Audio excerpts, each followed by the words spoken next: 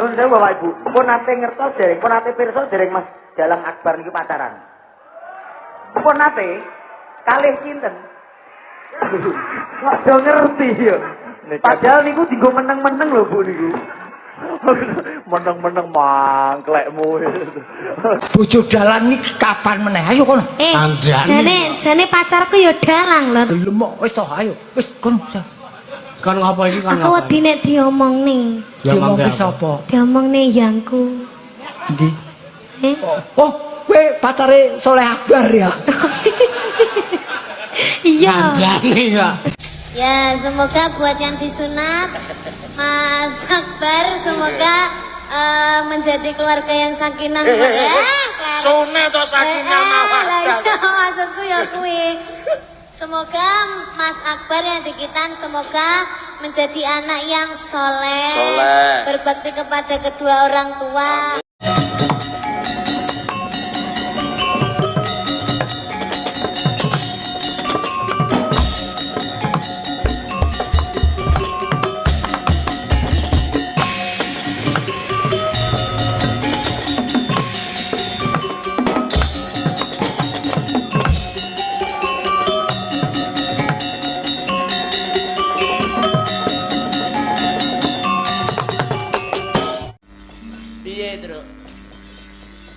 Sajake kriwikan dadi grojokan kok, Gong. Masalahe piye masalahe? Kae sawangen, Gong. Ana gendera ku mlebet ing akasa, kae ana gendera warnane abang, ana gambare ndas Banaspati. Kae sajake wadyabala saka negara Ngastina kok, Gong. Ya ilahane. Arep nyang endi ya, kae? Arep mrene goleki sapa? Ayo goleki aku ora. Masalahe apa kok goleki kowe lho? Sajake para Kurawa ora narimakake nalika ana sringgil negara Ngamarta. Nalikane sinuwun Mandura nalika tak uman-uman satemah kongkonan para Kurawa arep ngeroyok aku, Gong. Iki kepiye ya, Gong? Apane? Lho, kok apane piye to iki? Arep sekti njara langit kaya ngapa yen wong siji musuh wong pirang-pirang mesti bakale kentekan tenaga. Wekasane aku iki mengko mesti ora wurunga bakale mati. Yen aku mati piye, Gong? Ayo dikubur. Lha iki mbok ngekeki solusi ngono lho. Lah nyatane arep piye? Orane ngono. Tanggunganku isih akeh, ngerti ora? Utangku ning bank pirang-pirang. Iya. Ngene iki aku malih kelingan iki sapa? Kelingan karo wong Kendali Sada sing jenenge Anoman. Anoman, biyen ki tau kandha karo aku, Anoman ki biyen tau meling karo Petruk. Truk, besok yen aku mulya, aja kuwatir, aku ora bakal lali karo lelabuhan. Ngono. Ha iya.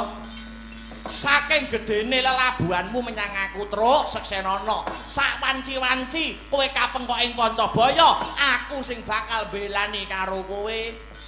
Engko kepepet-pepete kowe arep dipateni wong pirang-pirang, kowe ora usah nyeluk aku bakale teko dhewe. Sing ngomong sapa? Anoman. Lah endi nyatane saiki? Lah ya kuwi, Kong.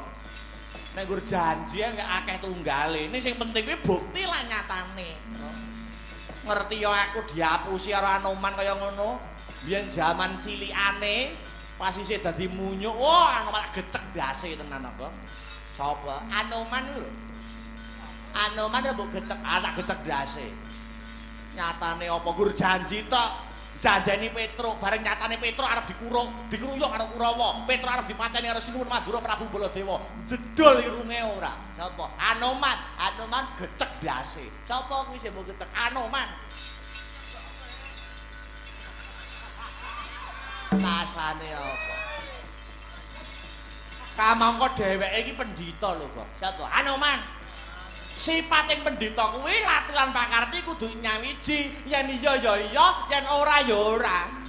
Sabdane pendhita kuwi kaya sabdane ratu, gitu. Pindha, kowe Kresna kang tumetes ana dlancang seta, sayekti ora kena dibusak.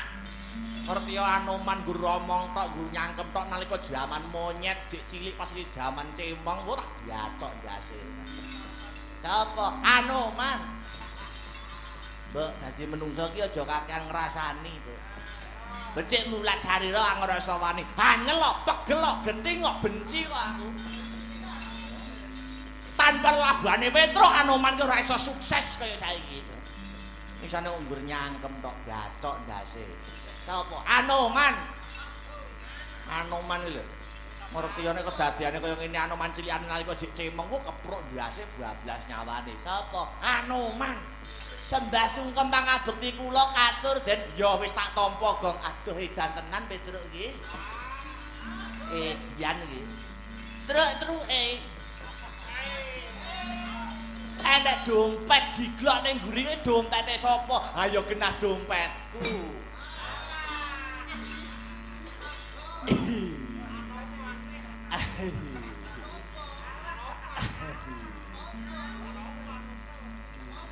Ora omong wis mau-mau ngono lho. Lah aku wis kedhep ora krasa. Lah wis sapa ngerti kowe kedhepe nggo kacamata ireng. Tak kira kowe mau ngaturne sembah pangabekti iki kanggo aku. Lah padha kirene nyembah.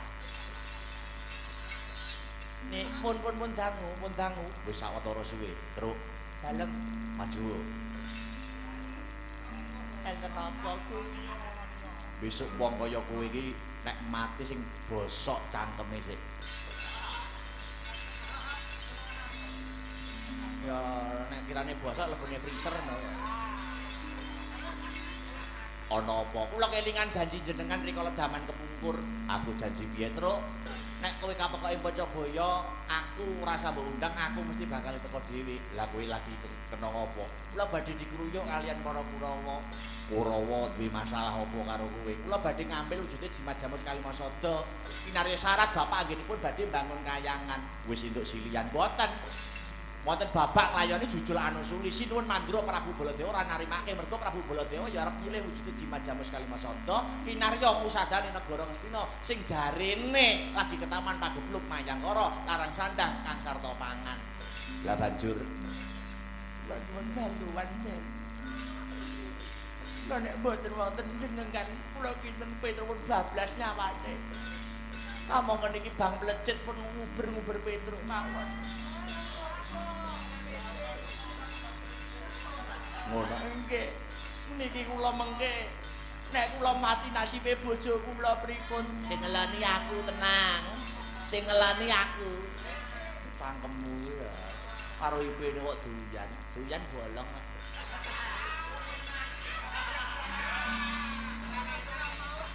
Wajahmu ya. Kowe njaluk bantuan, kula njaluk bantuan. Wis semingkira, Kurawa sing ngadepi arep Anoman. Matur nuwun, Ndara.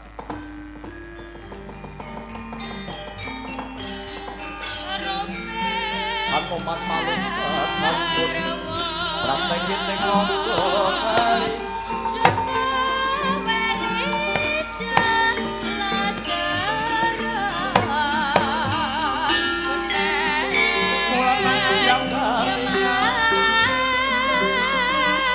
Panodya keluk rusak para lan Desma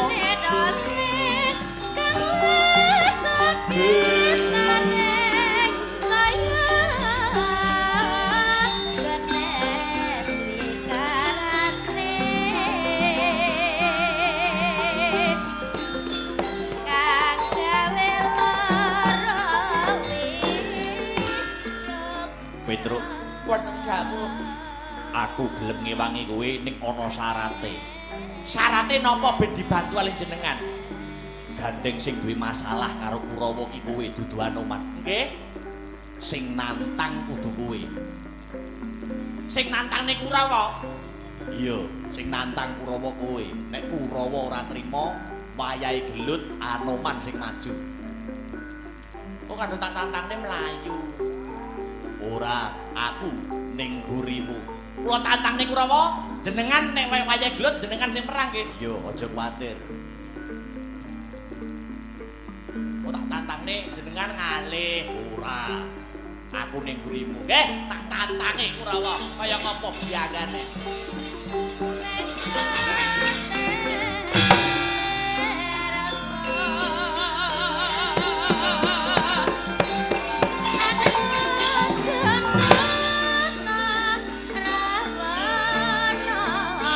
Oi! Oi!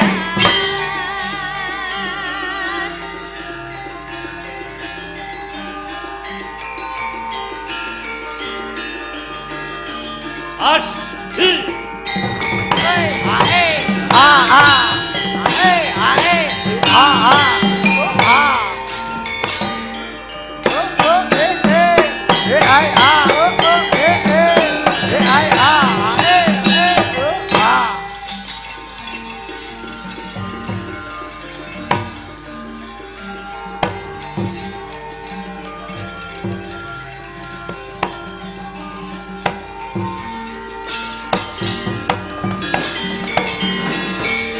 Sigro tancut gumrekut ngembat watang ora basa mungsu tangkep jojo kantaran bau tangkep jojo kantaran bau sayekti watatita iki sing murang toto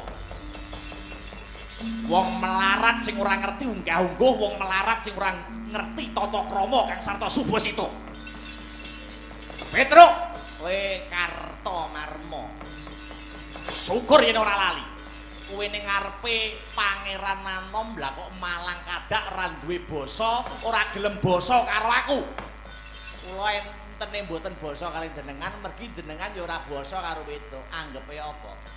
Wong gelem ngajeni, wong gelem diajeni, ya kudu gelem ngajeni karo liya, Mas. Kowe sing wani nguman-nguman, kowe sing wani elek-elek sinuwun Mandura Prabu Baladewa. Ayo. Minggato tekan kene. Minggato tekan kene jimat Jamus Kalimasada karben disilih kalawan para Kurawa. Kowe mulya yen ora duwe dhuwit kowe minggato. Minggat apa? Yen kowe ora gelem minggat kowe dadi bangke kelakon dadi candak. Kelakon dadi pengewan-ewan musuh karo para Kurawa. Kurawa 100 Petruk gur siji. Ora wedi. Anggepe apa? Petruk ora duwe urusan karo para Kurawa. Petruk urusane karo Prabu Baladewa. Ning Kalimasada bakal diampil ana negara Ngastina. Karepe negara Ngastina kahanane Waluya Jati, Jati Temah Nirmala. Kowe wani karo aku. Lho. Jenengan ngerti kewan cacing. Cacing kae didak molet, apa neh menungso, Cacing kae didak molet opone menungso padha-padha mangan segone padha-padha ngombe banyune. Petruk ora wedi watone Petruk isih tumumpang ana dalaning bebener lan kautaman. Kowe ora wedi dikeroyok karo Kurawa? Aku ora wedi. Anggepe apa? Man, kowe engko mlayu, Man. Ora aku ning gurimu. Aja mlayu, bocahe menteleng Man. Ora. Greneng-greneng guri. Guri apa? Macane ora. Kowe wani ora tidak bisu. Anggepe apa? Kowe bakale ora wurunga kentekan tenaga mergo dikruyuk karo para Kurawa. Tidak bisa. Baca itu fisabilillah wa angwaliku wa angfusikum. Ngerti ora artine? Ora ngerti kulinamu mangan kirik ning kentingan. Kon ngerti dalil. Maksane apa? Kowe ora wedi. Ayo maju 1000 bareng maju 100 bareng terus. Mangsane apa? Petrus kowe wong kene wedi karo wong pangkat ngono piye? Ora bakal wedi. Man, engko mlayu. Ora. Aku ning gurimu, melak deplok cengelmu kan. Tae menteleng yo. Ayo. Greneng apa? Ora enak greneng. Aku ngidu iki mane guri. Ayo. Maju ngecak tirang dilak ladene. Weh, ladalah ngemping karo gincah pati merangi tatal, grajew legan golek pohon pupuk golek macangan. Lakon tebiat datamu melangsati kamu hilang nyawa Petruk. Wow. Go!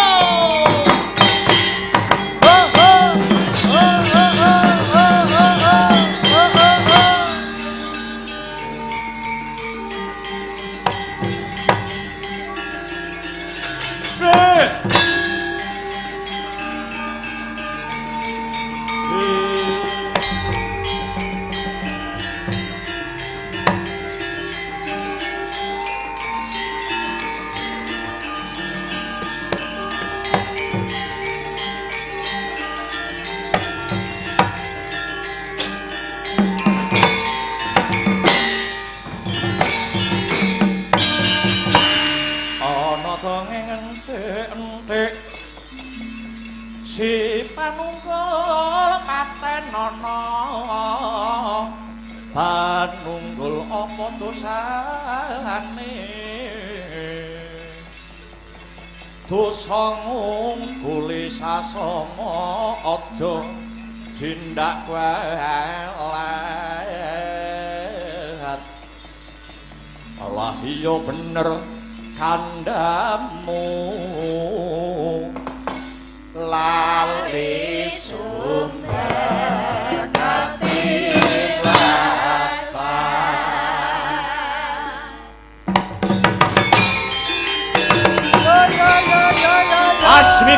Mas Miber panonku pating kalebyur layak Petruk gembelo sing dadi sirai jebul kethek putih Anoman sing dekengi ana mburi apa alamu sing bener bakali jejer sing salah bakali seleh Anoman kowe aja melu-melu perkarane Petruk karo perkarane para Kurawa aja melu celeng boloten kebolatengen aku bakal belani Petruk njaba jerone pernah apa karo Petruk dudu sanak dudu kadang yen mati melu kelangan wis dadi niate Anoman bakal bebelo sapa wae kang tumumpang ana dalaning bebener lan kautaman edan-edanan kowe iki wis tuwek kempong terot jambul uwanen mlaku ora jejeg yen ora tinuwak nganggo teken kok wani ngadepi para Kurawa sing semene akeh Kartomarma piye kowe musuh karo Anoman iki petungen sing kanthi triti gelejahan sing kanthi lembut saringen sing kanthi permati kok ngono Kartomarma musuh Anoman kok menang Kartomarma ki ndek kapan jajal saiki nonton wayang dalange sapa tanggapane ning ndi bayarane pira Kartomarma kok iso ngalahne Anoman iya ayo ning ora sumpah prajurit timbang mundur durung besek kulite daleweran getihe luwih becik diati batang bagus wani karo aku entek wedine kari wani bagus gedhemu cilik dhuwurmu ndek kopat kapitara buntute ulut apange ketremano branjangan tengkang kandeling kulitmu jemengling sudanmu yen pancen pendhita sekti tanpa aji teguh tanpa meguru wateken aji copo mantramu wateken aji copo tumpal tebiak dawa sakti kamu rondo bojomu Anoman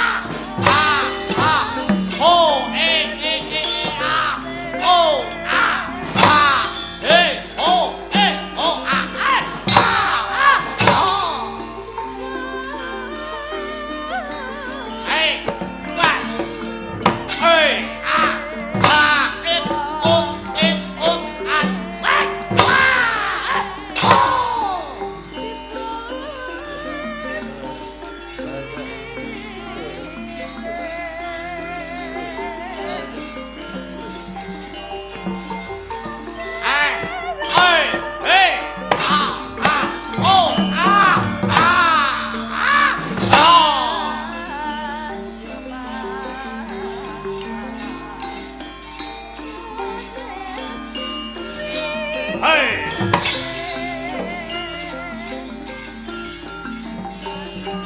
Hey. Hey. Hey. Oh. Hey. Oh. Hey. Oh. Hey. Oh. Hey. Ah. Hey. Hey. Ha. Ah. Oh. Ha. Ah. Ah.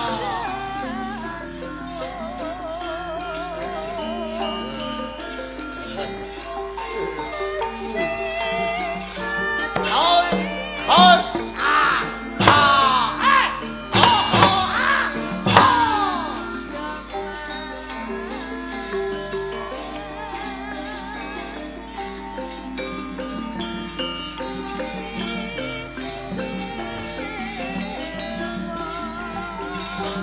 Ah. Hey.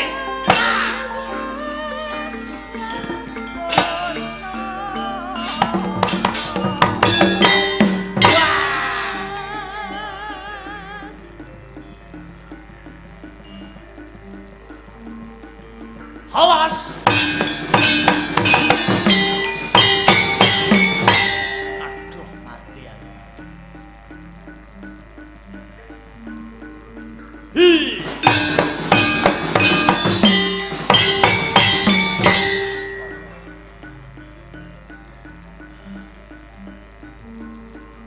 Hey. Oh, oh, hey. Ha. Oh, hey. Ah, ah. Oh, oh, ah.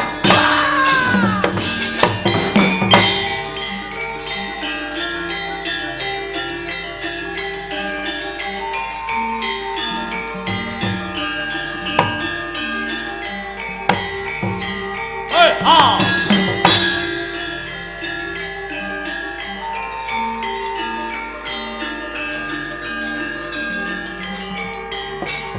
Lus.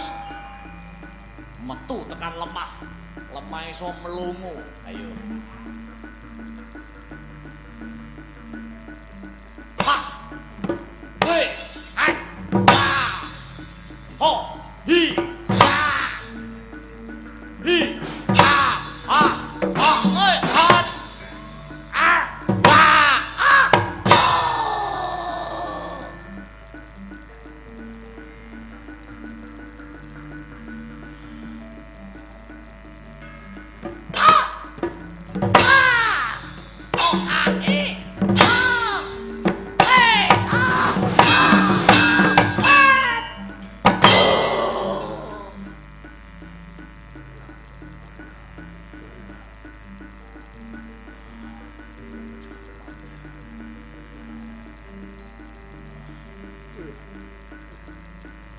Ayo, adek musik, adek musik. Oh. Hai. Oh. Ah. Ah. Oh, oh, hit. Ha. Oh. Oh, oh, oh. Oh, hai. Has. Hot. Wah. Eh. Wah.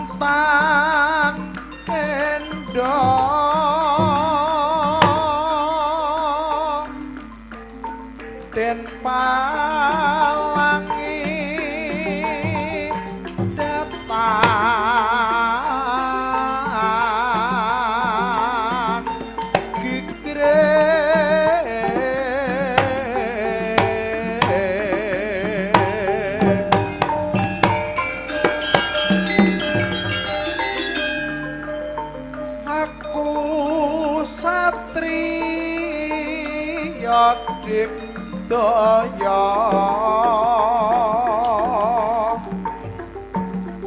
barang mati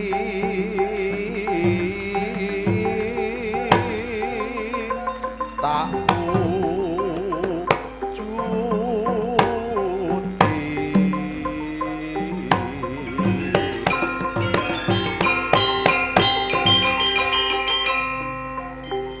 satyaku jroning ati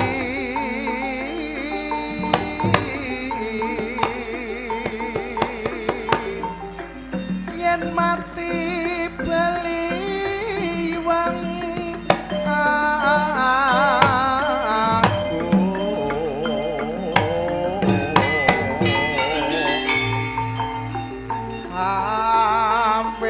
sun labuh bangsa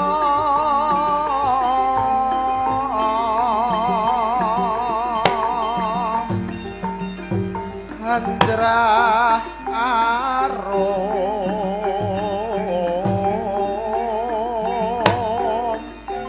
asma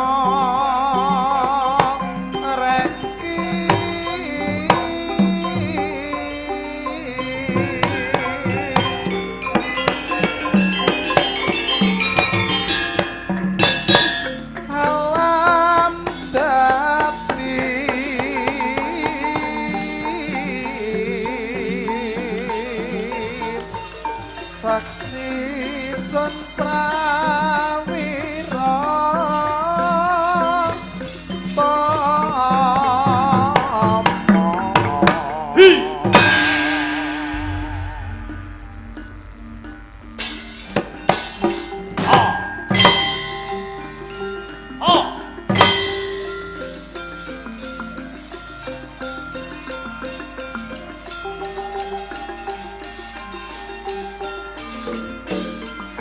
Kaca Jaya Drataya remet dadi ndok pangamun-amun kowe padha sumekyan maju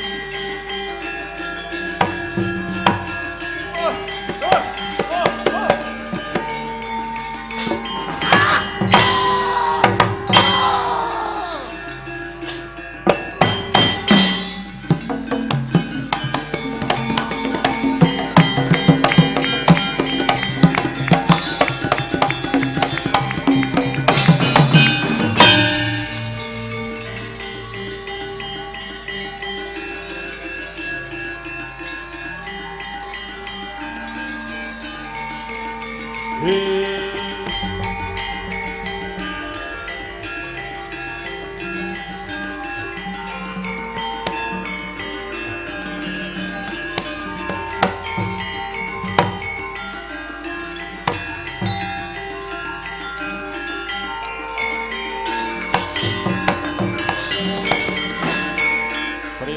Dewa Narpati duwe nareswara kresna halangkung ing tresnane marang Dyah Banon Jinawi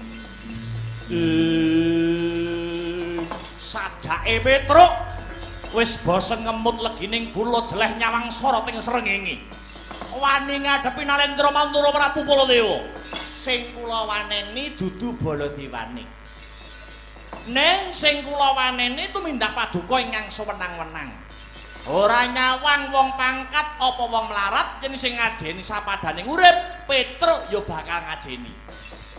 Ning yen sugiya kaya ngapa karo wong cilik suwiyah-wiyah, Petruk ora bakal mundur. Kowe apa ora wedi mungsuh tanding kelawan Baladewa? Pati uripe menungsa niku pinurba panguwasane Gusti kang gelar jagat. Kowe apa ora wedi mati? Mboten wedi. Kenang apa Petruk ora wedi mati? Mergo bengi iki lakone dudu matine Petruk, ngoten. Serep nyawamu kowe. Lah, emang ketok saking Ngaji Jaya kawijayan sampeyan. Mati saiki apa sesuk tak anggap padha wae. Sapa bener bakal jejer, sapa salah bakal seleh. Trolong nenggala jengkel aku ada pihak sampeyan.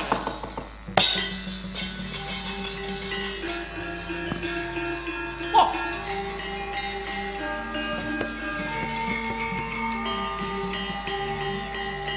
Loh.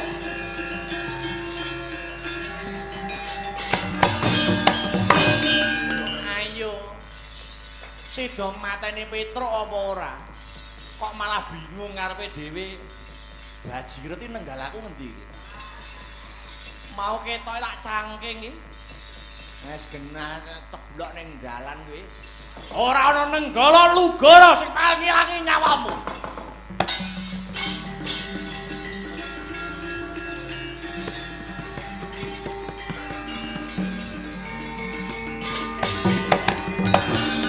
Piye to arepe gelut nek rebyek dhewe iki.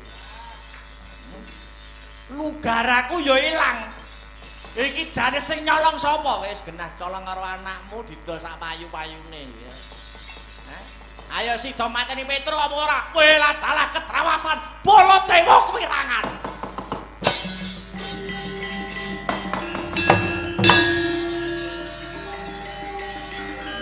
Biar ora.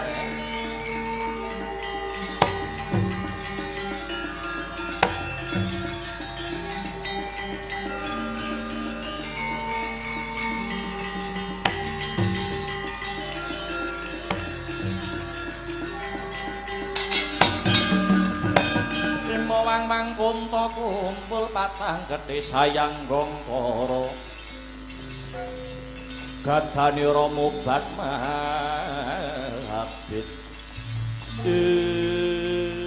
Ndaran Jodipati Petruk iya lerena manggonmu padha regejekan karo Koko Prabu Baladewa nyuwun pangapunten Ndara.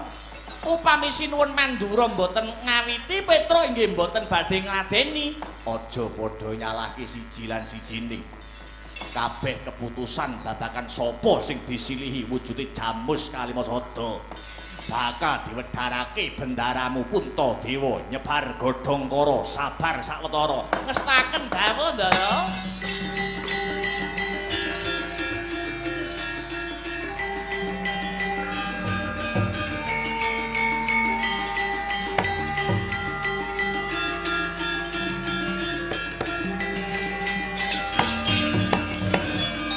Samar pamoring suksma sinupaya winahya ing aseti sinimpen kalenging kalbu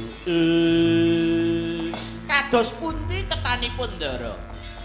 Ndara sinuwun Prabu Puntadewa Petruk sakbubare panjenenganing ingsun tapa brata maladi hening mring Gusti Kang Maha Nasa awit ana wangsit sing tak tampa wangsit mau awujud pitukon utawa syarat.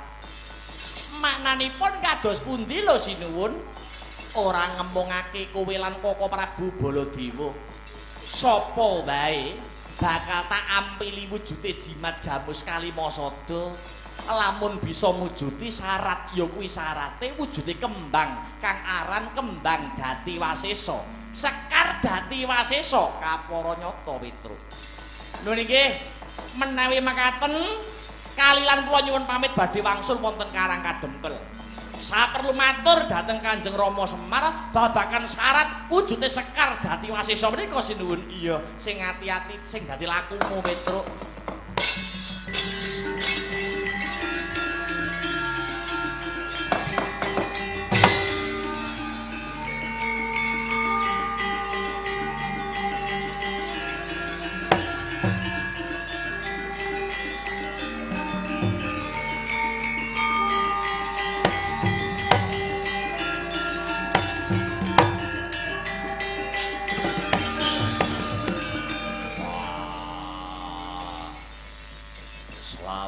Urip wiwit Jabang nganti Cerapang marku doro-doro nate krungu kembang sing jenenge Sekar Jati Wasesa.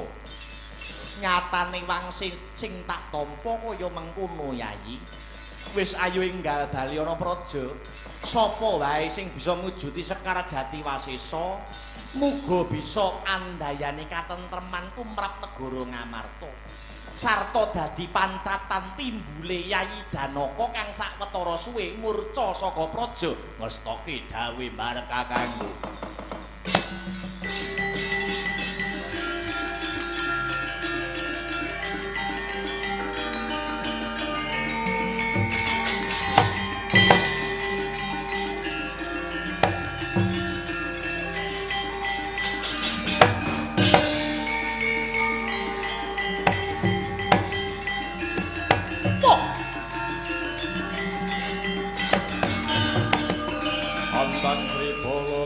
Woneng kalane Robinus Tingasta mung ngrengganing swalun ya jagat ya dewa ya Bathara musuh Petruk kewirangan Baladewa ya pusaka nenggalaku pusaka lugaraku iso ilang jane kepiye iki ora bakal ana sing bisa paring pitulung marang Baladewa kejaba adiku Yayi Kresna ing Durmati. Kresna aku tulungono Kresna pusakaku nenggala lan nugara ilang Yayi.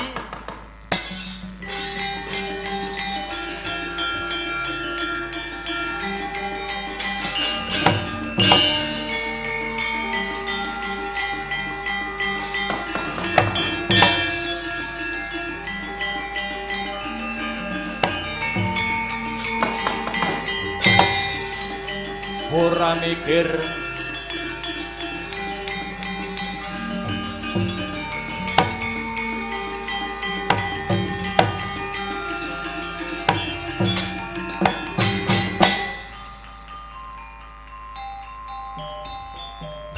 wis rumangsa mangsa kasangga gunjang ganjing ing alam donya pramanungsa punjring pratara alam ati paring pidana nanging padha ora rumangsa yen wis rusak alam agesang sira aja padha ngesula kabeh ngono karsane yang sukma mula aja padha sembrono supaya datan aku citra.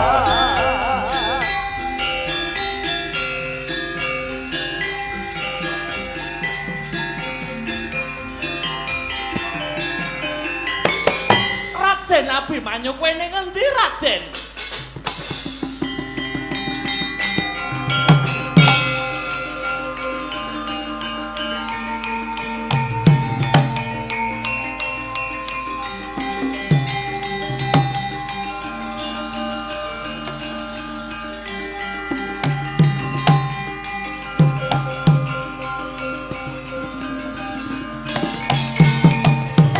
mongko kanthi ning tumuwung salami mung hawas lan eling eling lukitaning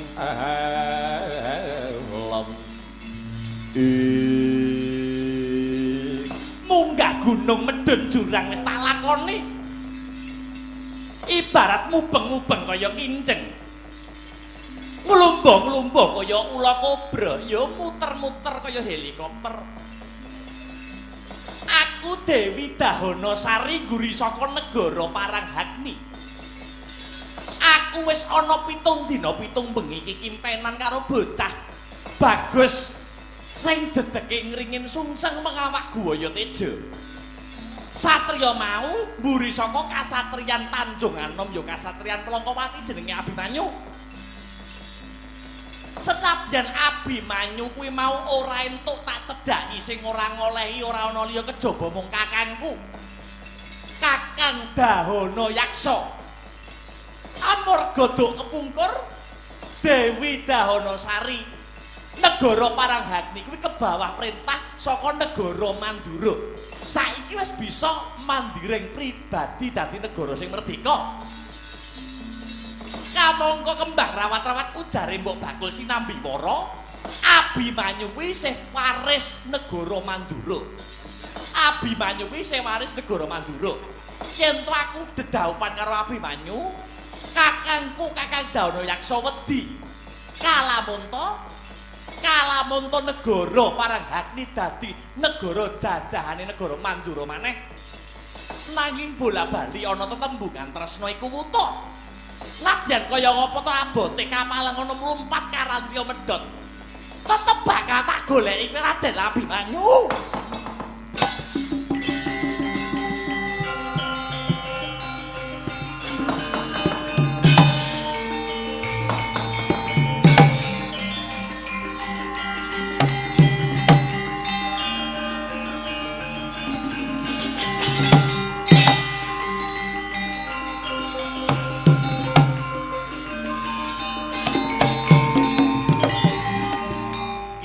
Kutang tansah bisa lelati Pranyata aku karasa tentrem ngayomi jiku susila dadi tapa tulodo gede paedae kula digatake gede paedae kula digatake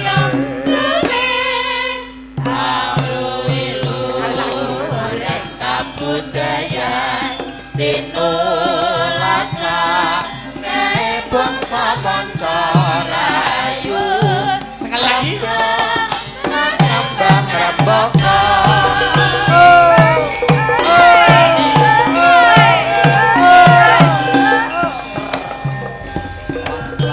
kinutang-utang sapi selagi pranyata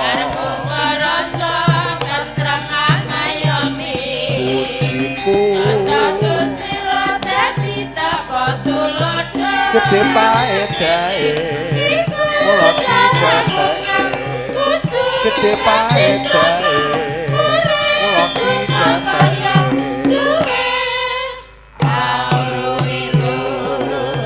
kabudayan tinulasa kae bangsa manca rayu ngerto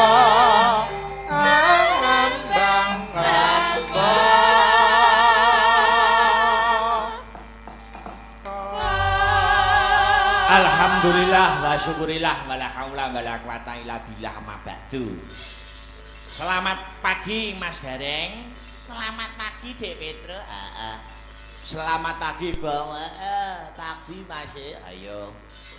Jam 2 punjul 12 menit manut jamku. Wiwit jam 10 nganti jam 2 punjul 12 menit awake dhewe nyambut gawe karo sak kanca. Pinaringan gangsar ora ana alangan sawiji apa ngaturke panuwun. Katur para warga gong ingkang mapan wonten ing Desa Sumberjo ingkang sampun paring kapercayan dumateng Petruk Gareng Bagong ingkang mijil saking Kutha Angin Kabupaten Nganjuk. Ngono. Ayo. Isih akeh kekurangane tinimbang keluyane. Ya wis luwung-luwung timbang delok kirik kerah ya, Truk. Bener Mas Gareng. Iki wis season 2 patet songo goro-goro. Ngendoni swasana, ngregengake kahanan, ya. Mengko perkara lakon tutukne bar gara-gara ya. Lakone Semar Bangun Kayangan. Lagian mau wiwite rada wengi ning tidak menjadikan sebab kok. Lah ning kene iki angele dalang iki nggon kene iki. Ibarate lakon wis ditata tekan omah, garapan wis ditata tekan omah. Ning situasi lapangan kuwi tidak selalu kaya sing kaya diarep-arep. Oh ngono. Jane mau sadurunge limbukan adegane akeh, ya. Ning gandeng wiwite rada bengi, dalang piye carane memutar pikiran, memutar otak arep ben ngringkes cerita. Dan tidak mengurangi lakon kuwi mau. Oh ngono. Iki sing angel sing ora dipelajari ning pendidikan formal seni ya ning kene iki. Piye carane ngringkes cerita disesuaikan dengan situasi dan kondisi ning ora ngilangi substansi lakon kuwi mau. Ya. Ya Semar Bangun Kayangan. Jane lakone ya padha karo lakone dalang-dalang liya, dalang-dalang pepundhenku dalang ning rada diowahi. Sak mampune awake dhewe, sak gaduking manah sakadaring lampah.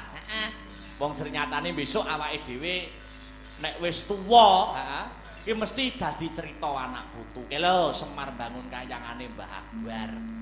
Ki lho Semar Bangun Kayangane Mbah Badrun. Badrun. Iya. Mesti anak putune membanggakan lan gelem nguri-nguri. Ya. Sesuk lakone apa sesuk bengi? Sesuk yen ora kleru Banjaran Wisanggeni. Jan, kaya renek lakon liyane, Truk. Lah ya pamundutan kuwi ya awake dhewe kudu minangkani. Ayo. Ya.